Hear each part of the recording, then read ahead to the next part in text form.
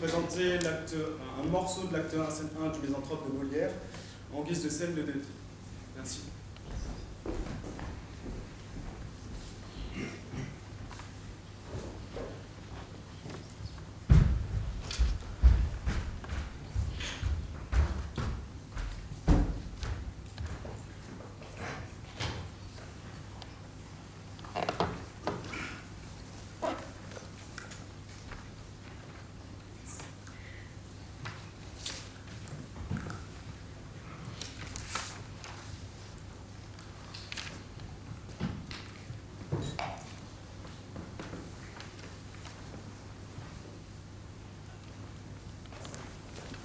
Qu'est-ce donc? Calmez-vous, laissez-moi, je vous prie. Mais encore, dites-moi quelle bizarrerie. Laissez-moi là, vous dis-je, et courez vous cacher. Mais on entend les gens au moins sans se fâcher. Moi, je veux me fâcher et ne veux point entendre. Dans vos brusques chagrins, je ne puis vous comprendre. Et quoi Camille, enfin, je suis tout des premiers. Moi, votre ami.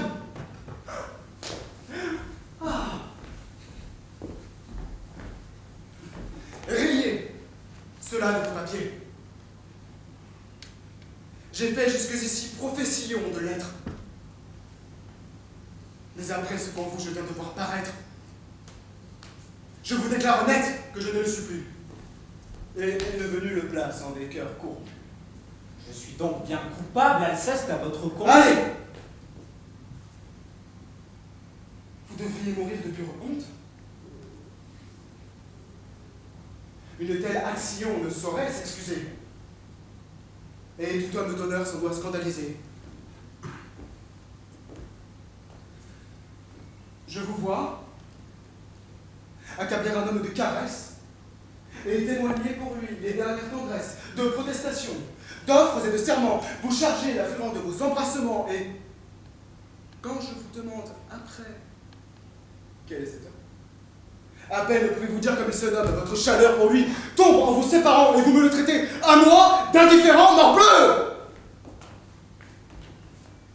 C'est une chose indigne, lâche, infâme, de s'abaisser ainsi jusqu'à trahir son âme. Et si par un malheur j'en avais fait autant, je m'irais de regret pendre tout à l'instant. Je ne vois pas, pour moi, que le cas soit pendable.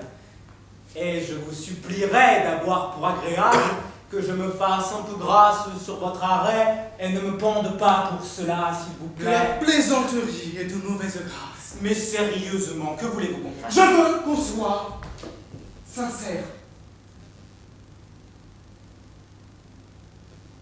Et qu'en homme d'honneur, on ne lâche aucun mot qui ne parte du cœur. Lorsqu'un homme vous vient embrasser avec joie, il faut bien le payer de la même monnoie. Répondre comme on peut à ses empressements et rendre offre pour offre et serment pour serment. Non, je ne puis souffrir cette lâche méthode qu'affectent la plupart de vos gens à la mode.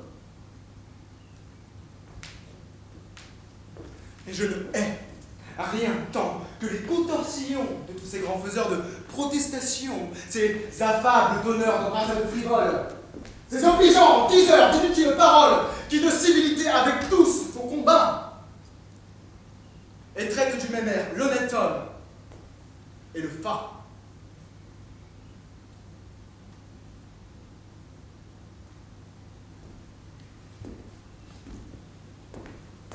Quel avantage a-t-on qu'un homme vous caresse, vous jure amitié, foi, zèle, estime, tendresse, et vous fasse de vous un éloge éclatant, lorsqu'au premier fracas, il pourra en faire autant? Non!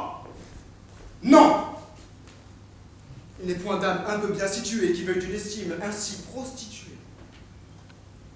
Et la plus glorieuse a des régales peu chères des convois qu'on nous mêle avec tout l'univers. Sur quelques préférences, une estime se fonde. Et c'est n'estimer rien qu'estimer tout le monde. Puisque vous y donnez dans ces vices du temps morbleu, vous n'êtes pas pour être de mes gens. Je refuse d'un cœur la vaste complaisance qui ne fait de mérite aucune différence. Je veux qu'on me distingue. Et pour le trancher net, l'ami du genre humain n'est point du tout, en fait.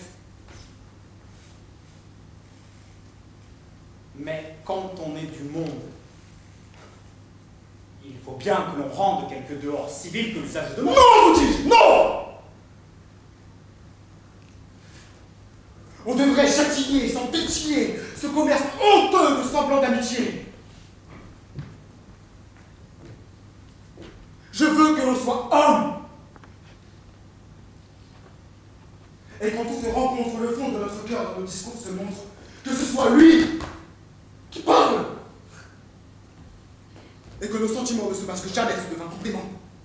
Il est bien des endroits où la pleine franchise deviendrait ridicule et serait peu permise, et parfois, n'en déplaise à votre austère honneur, il est bon de cacher ce qu'on a dans le cœur.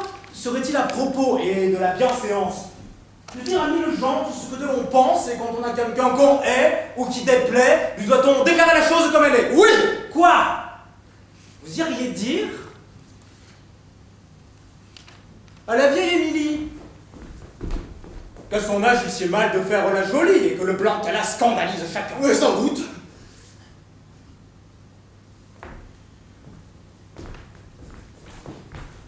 À Dorylas, qu'il est trop important et qu'il n'est à la cour au rail et qu'il ne l'a à compter sa bravoure et les gars de sa race. Mais fort bien. Vous vous moquez. Je ne me moque point. Et je vais n'épargner personne sur ce point. Mes yeux sont trop blessés. Et la cour et la ville ne m'offrent rien qu'objet à m'échauffer la bile. J'entre en une humeur noire, en un chagrin profond, quand je vois vivre entre les hommes comme il faut. Je ne trouve partout que lâche flatterie, qu'injustice, intérêt, trahison, fourberie, je ne peux plus tenir. J'enrage. Et mon dessein est de rompre en visière à tout le genre humain. Ce chagrin philosophe est un peu trop sauvage. Je ris des noirs excès où je vous envisage et il croit voir en nous deux, sous même soin nourrice et de frères que pain, l'école des maris. Mon Dieu, mais laissons là vos comparaisons fades. Non, tout de bon quitter toutes ces incartades. Le monde par vos soins ne se changera pas, et puisque la franchise a pour vous tant d'appât, je vous dirai tout franc que cette maladie partout où vous allez donner la comédie, et qu'un si grand courroux contre les mœurs du temps vous tourne en ridicule auprès de bien des gens. Tant mieux, tant mieux. C'est ce que je demande. Ce n'est pas fort possible. Et ma joie en est grande. Tous les hommes me sont à tel point odieux que je serais fâché d'être sage à leurs yeux. Vous voulez un grand mal à la nature humaine? Oui. J'ai conçu pour elle une effroyable haine.